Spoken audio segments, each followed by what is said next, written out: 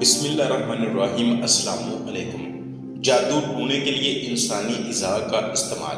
پچھلے سال دسمبر میں سندھ کے ایک چھوٹے سے گاؤں میں 45 سالہ دیا بیل کو بے دردی سے قتل کر دیا گیا۔ دیا بیل کی مسخ شدہ لاش پولیس کے لیے ایک معمہ بن گئی۔ دیا بیل کے اندرونی اعضاء کو اس کے جسم سے علیحدہ کرنے کی کوشش بھی کی گئی تھی۔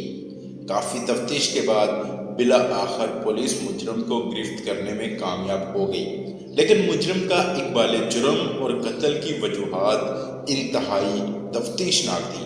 مجرم ایک مقامی جادوگر تھا جس نے دیا بیل کو صرف اس لیے قتل کیا کہ وہ اس کے اندرونی اعضاء نکال کر انہیں کالے جادو کے مقصد میں استعمال کرنا چاہتا تھا۔ یہ اپنی نوعیت کا پہلا واقعہ نہیں بلکہ اس سے پہلے بھی اسی نوعیت کے واقعات سامنے آ چکے ہیں۔ پچھلے سال ہی ایک 2.5 سال کے بچے کی لاش بھی اس حالت میں ملی کہ اس کے جسم پر کسی نے تیز دھار آلے سے کچھ لکھا ہوا تھا۔ پولیس کے مطابق اس بچے کا بے معنی قتل بھی جادو کے لیے ہی استعمال کیا گیا تھا۔ توہم پرستی اور ذہنی امراض۔ ہمارا معاشرہ دراصل ایک انتہائی توہم پرستی معاشرہ ہے۔ ہم یقین رکھتے ہیں کہ کالی بلی گزر جائے تو کچھ برا ہوگا۔ نئی گاڑی خرید کر اس کے پیچھے جوتا لٹکا دیتے ہیں۔ اسی جیسے دیگر کئی توہمات ہمارے معاشرے میں عام دیکھنے کو ملتے ہیں۔ ایسا معلوم ہوتا ہے کہ یہ تمام توہمات ہمارے DNA میں شامل ہو چکے ہیں اور نسل در نسل ہمارے ساتھ جڑے ہوئے ہیں۔ بظاہر یہ باتیں انتہائی بے زر نظر آتی ہیں کہ اگر کسی کا اس بات پر یقین ہے کہ کالی بلی کے راستہ کاٹنے پر کچھ برا ہوگا، لیکن اگر آپ غور کریں تو ایسے ہی عقائد اس بات کی بنیاد ڈالتے ہیں کہ جادو ہمارے لیے قابل قبول بن جاتا ہے۔ ہم بچپن سے ہی بچوں کو ایسی کہانیاں سناتے ہیں جس میں کوئی کردار ایک روحانی طاقت رکھتے ہوئے کچھ مافوق الفطر کام کر دیتا ہے۔ پھر اسی طرح سے جنات کی بے شمار کہانیاں بچوں کو سنائی جاتی ہیں، جس کی وجہ سے بچپن سے ہی ذہن جادو کے کرشمے قبول کرنے کے لیے تیار ہو جاتا ہے۔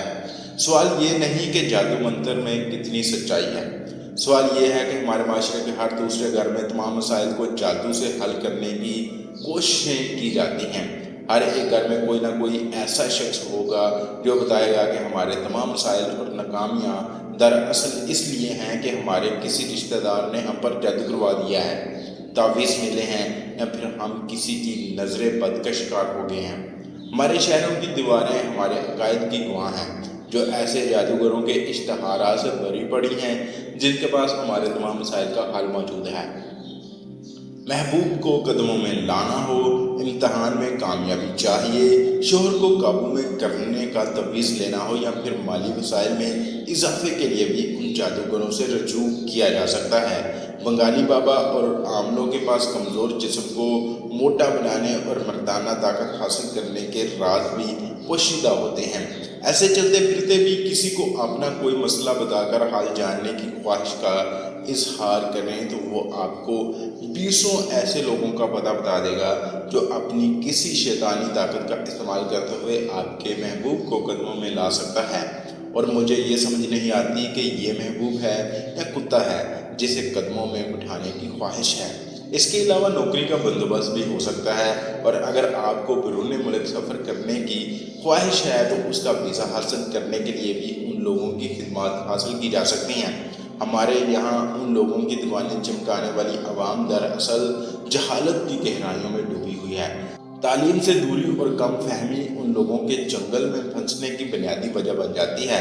تعلیم سے محروم ذہنی پسماندگی کا شکار شخص ایسا ہی ہے جیسے وہ کسی اندھیری جگہ پر ہو، کچھ دکھائی نہ دے اور اس اندھیرے میں بس ایک آواز سنائی دے اور وہ اس آواز کے پیچھے چل پڑے۔ ایک ایسا شخص جو زندگی کی بنیادی ضرورتوں سے محروم ہو اور وسائل محدود تو پھر دماغ اسی طرح کے شارٹ کٹ تلاش کرتا ہے۔ ایک آس بن جاتی ہے کہ کوئی ہماری خواہشات پوری کرنے کا ذمہ لے رہا ہے، اور پھر اس شراب کے پیچھے بھاگتے ہوئے اپنے مختصر سے جامعہ پونجی بھی ان عاملوں کے ہاتھوں لوٹا دیتا ہے۔ زیادہ تر خواتین بھی ان کے چنگل میں پھنستی ہیں۔ معاشی ناہمواریوں کی وجہ سے پیدا ہونے والی محرومیاں انہیں کبھی کبھار انسانیت سے نچلے درجے پر لے جاتی ہیں۔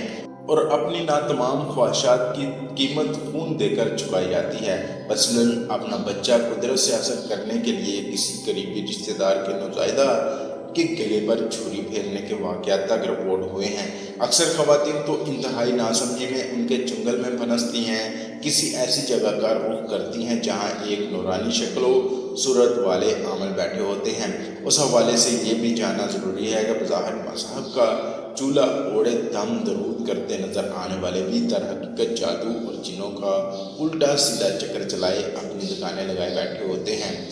ماں کا نام پوچھا جائے گا، پھر آنکھیں بند کر کے لب لاتے رہیں گے، پھر بتایا جائے گا کہ خاندان کے ہی کسی فرد نے تم پر جادو کیا ہے۔ ساحل کے اسرار پر خاندان کے کسی فرد کا نام لے دیا جائے گا، جس پر ساحل کے بدلہ لینے کے جذبات بھڑک اٹھیں گے، اور وہ پیر صاحب سے کوئی جوابی کارروائی کا تقاضا کرے گا۔ اس حوالے سے یہ یاد رکھیں کہ اگر کسی کا نام بنگالی بابا نہیں اور وہ جانور کا خون یا بال کا استعمال نہیں کر رہا تو اس کا ہرگز یہ مطلب نہیں کہ پھر وہ کوئی جائز راستہ بتائے گا۔ ہماری معصوم عوام اکثر اس دھوکے میں آ جاتی ہے کہ فلاں تو بہت نورانی شکل و صورت والے بابا ہیں، کوئی غلط کام نہیں کرتے، صرف تعویذ ہی تو دیتے ہیں۔ یہ سب اپنے دل کو تسلی دینے کی باتیں ہیں۔ غلط کام ہمیشہ غلط ہی رہے گا۔ اپنی زندگی اور اس سے جڑی کامیابیوں اور ناکامیوں کی ذمہ داری خود لیں۔ اگر کوئی مسئلہ درپیش ہے تو زمینی حقائق کی روشنی میں اس کا حل تلاش کریں۔ اپنی ناکامیوں کی صورت میں اپنی کمزوری کو قبول کریں۔ یہ سوچنا چھوڑ دیں کہ کوئی آپ پر جادو کر رہا ہے۔ اپنی محرومیوں کا ذمہ دار دوسروں کو سمجھنے والے کمزور لوگ ہوتے ہیں۔ ایسا ہرگز ممکن نہیں کہ آپ آم کا بیج ڈالیں اور کوئی جادو سے نیم کا درخت اگا دے۔ اس لیے اپنی ذات پر بھروسہ رکھیں اور اپنے زور بازو پر اپنے مسائل کا خود حل تلاش کریں۔